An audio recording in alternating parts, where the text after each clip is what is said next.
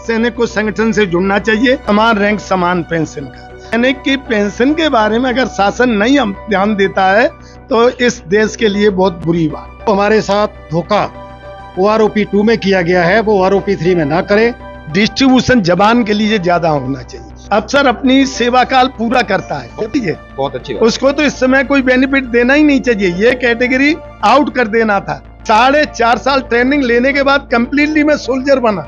बहुत अच्छी बात। तो हाउ इट इज पॉसिबल कि 4 साल की सेवा में आदमी छुट्टी काटे और कंप्लीट सोल्जर हो जाए? देश के लिए बिल्कुल हित में नहीं है। 1 रैंक 1 पेंशन के प्रति हमारी IBO की जो रुख है वो बहुत क्लियर है। सरकार इस गफलत में न रहे कि देश के सैनिक हर चीज को हर बार बर्दाश्त कर, किसी भी संगठन में आप शामिल हो जाएं। जय हिंद दोस्तों, यानी सैनिकों के जितने आर्थिक मुद्दे हों, सामाजिक मुद्दे हों, और इसके लिए बड़ी पहल इस देश में हो गई है कि सैनिकों को अब इकट्ठा होना है, एकीकृत होना है, संगठित होना है, संगठन से जुड़ना है, तभी सरकार आपकी बात सुनेगी। मानना तो बहुत दूर, आपने पिछला प्रयोग देख लिया होगा। और इसी को लेकर आज हम चर्चा कर रहे हैं और चर्चा में हमारे मुद्दे रहेंगे, क्या सैनिक एकता बन जाती है तो 1 रैंक 1 पेंशन की विसंगतियां दूर होंगी? क्या आपको इक्वल MSP पर सरकार सोचेगी? क्या आप अग्निवीर स्कीम के बारे में सरकार और इसमें कुछ बदलाव लाएगी? क्या जवानों को न्याय मिलेगा या जवानों का कहीं किसी भी प्रकार का शोषण हो रहा है, इससे बचा जा सकता है? क्या जवानों के साथ जिस तरह पुलिस स्टेशन में दुर्व्यवहार हो रहा है, इससे बचा जा सकता है? और इसके लिए हमारे साथ हैं 2 शख्सियत हैं। और पहले हैं, मैं आपसे इनका परिचय कराता हूं। ये हैं श्री बलबीर सिंह तोमर। ये भूतपूर्व सैनिक हैं और राजनेता हैं ग्वालियर चंबल संभाग के, यानी हमारे लोगों के लिए प्रेरणा स्रोत है। हमारे साथ हमेशा खड़े रहते हैं सैनिकों की हर समस्या में। 10 साल से पार्षद हैं और आगे भी, यानी जहां संगठन है वहां पे भी काम करते हैं, बुद्धिजीवी भी। और दूसरी तरफ मैं जो बात कर रहा हूं वो है इंडियन वेटरन ऑर्गेनाइजेशन। एक सैनिकों का संगठन है, एक राष्ट्रीय लेवल पर है, कम से कम 13 से 14 स्टेट में इनका कैडर है। और इनमें देखा होगा, इनकी वेशभूषा से आप जानते होंगे। और इनके जो नेशनल वाइस प्रेसिडेंट हैं कैप्टन RPS गौर, उनसे मैं बात कर रहा हूं। और हमारे मुद्दे सबसे पहले है, क्या सैनिकों की एकता आज के समय में जरूरी है? क्या सैनिकों को राजनीति में क्या रिजर्वेशन नहीं मिलना चाहिए? क्या 1 रैंक 1 पेंशन में IBO आगे बढ़ के कोई काम करेगा? क्या 1 रैंक 1 पेंशन लगातार, जहां पर आप समझ सकते हो कि सिविल में 8 घंटे की नौकरी को 24 घंटे की नौकरी से कंपेयर किया जा रहा है, और लगातार अधिकारियों की पे और पेंशन बढ़ रही है, जवानों की कम हो रही है। यानी आप 8 घंटे सिविल की तुलना आप 24 घंटे एक सोल्जर से करते हैं। क्या आप इक्वल MSP, किसको खतरा ज्यादा, किसको खतरा कम नहीं है? क्या आप इतना भेदभाव कर सकते हो कि हमें मिलिट्री नर्सिंग से भी हमें कम दे रहे हो JCO को? आखिर ये कौन सी नीति है? इन नीतियों में बदलाव कैसे होगा? क्या एजुटेशन में आप लोग जाओगे? तमाम मुद्दों को लेकर के हमने इनसे चर्चा की है। बहुत सारे आर्थिक मुद्दे हैं और बहुत सारे सामाजिक मुद्दे हैं। सबसे पहला सवाल है, क्या एक भूतपूर्व सैनिक को किसी सैनिक संगठन से जुड़ना आज की आवश्यकता है या नहीं? क्योंकि आप समझ सकते हो कि सामाजिक आपका शोषण हो रहा है रिटायरमेंट के बाद, वो भी है। और तमाम आपके आर्थिक मुद्दे हैं, 1 रैंक 1 पेंशन को लेके कहूं, इक्वल MSP को लेके कहूं, या आपकी बहुत सारी CSD EC ऐसे मामले हैं। तो मैं आज आपके साथ रूबरू करता हूं। और एक मेरे साथ है बलबीर सिंह तोमर हैं, जो भूतपूर्व सैनिक हैं और इसके साथ पॉलिटिशियन है, ग्वालियर चंबल संभाग की रीढ़ की हड्डी है। पूरे जितने सैनिक इन्होंने संगठन बनाया है, आप देख सकते हो, कम से कम 3 से 4 हजार आज सैनिक तिरंगा यात्रा तमाम चीज कर रहे हैं। मैं इनसे बहुत सारे सवाल करूंगा। और दूसरी तरफ है इंडियन वेटरन ऑर्गेनाइजेशन के नेशनल वाइस प्रेसिडेंट, यानी आपने मेरे 4 दिन या 5 दिन पहले सुना होगा, मैंने वॉइस ऑफ एक्सर्विसमैन के वीर बहादुर से बात हुई, FBA के अर्जुन सिंह राठौर से जयपुर से बात हुई, हिमाचल से मेरा प्रोग्राम था, और आज मैं ग्वालियर से दोनों हस्तियों के साथ इन चीजों के ऊपर विश्लेषण करूंगा। सबसे पहले सर, आपका स्वागत है मेरे साथ। धन्यवाद। मेरा आपसे पहला ये सवाल है, क्या आप इतना लंबा समय रिटायरमेंट के बाद आप ये समझ सकते हो कि एक सैनिक को सैनिक संगठन के साथ जुड़ना क्यों जरूरी है? ये एक सैनिक परिवार है और बिना परिवार के आदमी अधूरा होता है। आपकी ताकत है तो परिवार है, आपकी ताकत है एक समूह में। इसलिए सैनिक को संगठन से जुड़ने के साथ ही हर एक सैनिक को संगठन से जुड़ना चाहिए। उसके पास उसकी आवाज में बुलंदी आती है, उसकी आवाज में एकता का बल आता है और अपनी बात को अच्छी तरह से रख सकता है। बिल्कुल सही कहा कि यदि आपको अपनी बात सुनानी है माननी तो दूर है, सुनानी है तो आपको एकजुट होना होगा। आज समय की आवश्यकता ये है कि आपको स्ट्रेंथ दिखानी है, हर कोई स्ट्रेंथ दिखा रहा है और इसीलिए इन्होंने कहा है जुड़ना बहुत जरूरी है। और सर दूसरा सवाल है कि अभी जंतर मंतर पर एजिटेशन है, अब हम फिर एजिटेशन की शायद बहुत सारे सैनिक संगठन तैयारी कर रहे हैं। वन रैंक वन पेंशन की विसंगति, यानी लगातार सैनिकों की पेंशन की कटौती और ये चलती आ रही, इस पर सैनिकों में काफी रोष है। इसके बारे में आप क्या कहना चाहते हैं सर? सर आपको थोड़ी देर पहले हमने बताया था, पहली बार हमने इस डिमांड को 90 में उठाया था, इंडिया गेट पर एक धरना दिया था समान रैंक समान पेंशन का। उसके बाद बीपी सिंह ने समान रैंक समान पेंशन को लागू किया, लेकिन उसमें कई विसंगतियां थी, काफ़ी विसंगतियां थीं। उस विसंगतियों को कुछ हद तक दूर किया गया, लेकिन फिर भी बहुत विसंगतियां हैं। अभी सही एक्यूरेट डिस्ट्रीब्यूशन नहीं है पेंशन का, और उसके लिए हम मांग कर रहे हैं। और एक्चुअली शासन को सोचना चाहिए, कोई हमारी गैर जायज़ तो मांग है नहीं। एक सैनिक की पेंशन के बारे में अगर शासन नहीं ध्यान देता है तो इस देश के लिए बहुत बुरी बात है। और जैसा उन्होंने कहा कि वन रैंक वन पेंशन में जवानों को वरीयता देना चाहिए, अफसर को बहुत सारा आपने देखा बढ़ी हुई है। और एक और मुद्दा है, ज्वलंत मुद्दा, जिसको बोलते हैं मिलिट्री सर्विस पे, और जिसकी बेसिक कॉन्सेप्ट है, बेसिक परिभाषा ये है कि जिन जवानों की जान को ज्यादा खतरा है उनको ज्यादा मिलना चाहिए। चलो ज्यादा नहीं मिलता है तो कम मिलनी चाहिए, जैसे कि अफसरों को सिर्फ 15,500 मिलता है। एक मिलिट्री नर्सिंग स्टाफ अफसर होते हैं जो कि सिर्फ पीस इलाके में रहते हैं, गर्ल्स होती हैं, उनको 10,500 मिलता है। और आपके जेसीयू हैं, आपके जवान हैं, चाहे एयरफोर्स के हैं, आर्मी के, नेवी, वो 5,200 मिलता है। क्या आप इस बात से सहमत हैं? ये बिल्कुल गलत है। डिस्ट्रीब्यूशन जवान के लिए ज़्यादा होना चाहिए। थोड़ी देर पहले बात आ रही थी जवान और अफसर की। अफसर अपनी सेवा काल पूरा करता है, 54 ईयर, 56 ईयर, 52 ईयर। एक ब्रिगेडियर है वो भी 52 में रिटायर होता है, मेजर जनरल 54 में रिटायर होता है, लेफ्टिनेंट जनरल 58 साल में रिटायर होता है। उसको मैक्सिमम लेंथ ऑफ सर्विस की पेंशन मिलती है, बहुत अच्छी बात। उसको तो इस समय कोई बेनिफिट देना ही नहीं चाहिए। ये कैटेगरी आउट कर देना था, इसको इसमें सम्मिलित नहीं करना था। लेकिन हम अपना दुर्भाग्य मानेंगे या कुछ भी ऐसा कहिए कि इन लोगों, ज़्यादातर कमेटी में वो ही लोग थे और उन्होंने बेसिक पेंशन को आधार मान करके और मैक्सिमम बेनिफिट लिया। आप अग्निवीर स्कीम को सर कैसे देखते हैं? क्या सेना के मनोबल पर प्रभाव पड़ेगा या सरकार जबरदस्ती इस पे थोप रही है?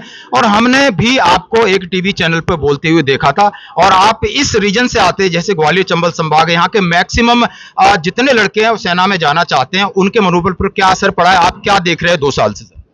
सर मैं आपको बताऊं, मैं इंडियन नेवी से रिटायर हूं और इंडियन नेवी में जो बेसिक ट्रेनिंग है 6 महीने की होती है, हर एक आर्मी में भी होती है। 6 महीने में आदमी लेफ्ट राइट चलना, बंदूक ये होता है, ये रैंक होते हैं, ये सब सीख पाता है। ये ड्रेस, ये 8 नंबर ड्रेस ये होती है, 6 नंबर ये होती है, 2 नंबर ड्रेस ये होती है, चलना फिरना रीत रिवाज सीख पाता है। प्रोफेशनली साउंड नहीं होता। मैं गोताखोर था तो 2 साल की एक ट्रेनिंग ली, फिर हवाई गोताखोर बना, 1.5 साल की अलग से ट्रेनिंग ली, 4.5 साल ट्रेनिंग लेने के बाद कंप्लीटली मैं सोल्जर बना। बहुत अच्छी। तो हाउ इट इज पॉसिबल कि 4 साल की सेवा में आदमी छुट्टी काटे और कंप्लीट सोल्जर हो जाए? देश के लिए बिल्कुल हित में नहीं है। बिल्कुल अपना एक्सपीरियंस शेयर किया कि हमें 4 साल लगे कुछ चीजें समझने में, यानी एक परिपक्व सोल्जर, एक परिपक्व जवान जो देश की और यूनिट की सेवा कर सकता है, उसे कम से कम तो 4 साल ट्रेनिंग के लिए चाहिए। धन्यवाद सर। अब मैं आता हूं, मैं बात करता हूं इंडियन वेटरन ऑर्गेनाइजेशन, ये कहते हैं कि हमारा पूरे देश में संगठन है, अलग अलग शाखाएं। तो दोस्तों, वॉइस ऑफ एक्स सर्विसमैन ने कहा है कि मैं सितंबर 1 या 2 वीक का एजिटेशन में जाना चाहता हूं, और मेरी बात हो रही थी यूनाइटेड फ्रंट के हिमाचल से, कैप्टन वर्मा साहब कह रहे हैं कि नहीं होना चाहिए, एक नेशनल जॉइंट कमेटी होनी चाहिए जो सरकार से बातचीत करे। तो मैं जानना चाहता हूं, आपका इतना बड़ा संगठन है तो क्या रुख है आईबीओ? क्यों आईबीओ अभी तक वन रैंक वन पेंशन या एमएसपी या तमाम मुद्दों को लेकर कभी आगे नहीं आया, ना ही कोई प्रतिक्रिया आई? आपकी क्या प्रतिक्रिया है? Thank you. मैं सबसे पहले ये बताना चाहूँगा, इंडियन वेटरन्स ऑर्गेनाइजेशन 14 स्टेट में काम कर रहा है। हमारे पास बहुत बड़ी एक पूर्व सैनिकों की संख्या है। मैं सरकार से ये अनुरोध करूँगा कि जो उन्होंने OROP 2 में किया है, वो OROP 3 में उस टेबल को जारी करने से पहले हमारे किसी न किसी संगठन के प्रतिनिधियों को उसमें शामिल होना चाहिए। पर्टिकुलर उसमें JCOSOR की भूमिका बिल्कुल स्पष्ट होनी चाहिए, और हमारी जो टेबल बनाई जाए उस टेबल को जारी करने से पहले हम लोगों को दिखाया जाए दिखाने के बाद उस टेबल को जारी किया जाए। रही बात वन रैंक वन पेंशन के प्रति हमारी आईबीओ की जो रुख है वो बहुत क्लियर है कि हम इस एवरेज पे नहीं जाना चाहेंगे। मैं सरकार से दोबारा ये अनुरोध करूंगा कि जो हमारे साथ धोखा वो आरओपी 2 में किया गया है वो आरओपी 3 में ना करे। सरकार इस गफलत में ना रहे कि देश के सैनिक हर चीज़ को हर बार बर्दाश्त करते रहेंगे। हमारे जेसीओ सवार की जो पेमेंट थी, तनख्वाह थी, वो कम कर दी गई। कम करने का नुकसान क्या हुआ कि ऑनररी रैंक और जेसीओ रैंक का जो पेमेंट था, जो पेंशन थी, बेसिक पेंशन कम हो गई थी। वो क्यों हुई? उसका कारण ये था कि इन्होंने एवरेज से काउंट किया, जबकि एवरेज से नहीं, हमें मैक्सिमम पेंशन पे वो काउंट करते हैं, तभी हमें जाके 2 पैसे की प्रॉफिट होगी। हमारे साथ हमारी जो फैमिली पेंशनर्स हैं, हमारी वीर नारियाँ हैं, उनके लिए ये सरकार धोखा में न रहे और निश्चित तौर पे हम एजुटेशन पे जाएंगे अगर सरकार उसी तरह से ढुलमुल रवैया अपनाती है तो। जैसा उन्होंने कहा कि नहीं, अभी हम आरओपी 3 का इंतजार कर रहे हैं, इसके बाद हम जरूर एजिटेशन पर जाना चाहेंगे, यानी हम आंदोलन पे जाएंगे।